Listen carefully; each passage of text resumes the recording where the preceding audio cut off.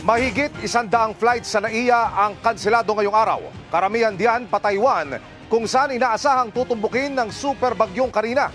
Live mula sa NAIA, nakatutok si Mav Gonzalez. Mav.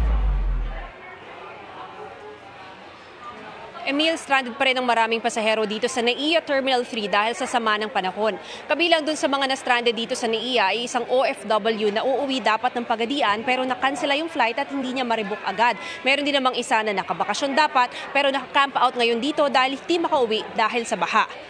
Sa huling flight advisory ng Manila International Airport Authority o MIA, 114 flights ang kanselado sa iba't ibang NAIA terminals dahil sa masamang panahon. Magkasamang domestic at international flights na ito ng Philippine Airlines, PAL Express, Cebgo, Cebu Pacific, KLM Royal Dutch Airlines at Eva Air. Isinara ang NAIA Terminal 4 kanina dahil sa baha.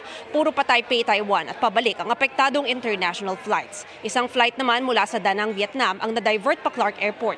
Tinutulungan na raw ng Department of Migrant Workers ang mga OFW na hindi nakalipad pa Taiwan.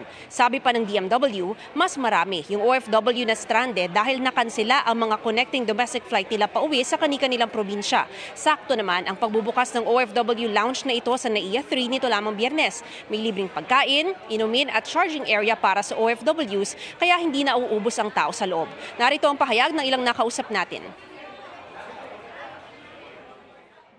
Dito ako natulog kagabi, tapos ngayon ulit na naman. Sana matuloy na yung ko bukas, flight. Kasi kailangan talaga eh. Malakas yung ulan, yung aeroplano. Pag ganito, turbulence ng turbulence. Eh paano ho yan ngayon, sir, hindi kayo makauwi? Hindi, baka dito na tulog.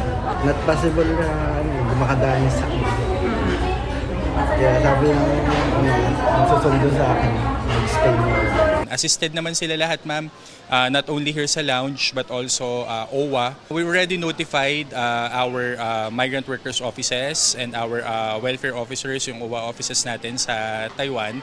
And they're actually assisting din yung mga stranded doon sa end nila. Of course, helping kung kakailanganin nila ng monitoring slip o kung kakailanganin nila ng something na maipe-present sa mga employer nila. Emil, kanina pang hapon maayos na ang lagay ng panahon dito sa bandang NAIA Terminal 3. Magandang balita naman dahil wala nang nadagdag na canceled flights. Emil? Maraming salamat, Mav Gonzalez.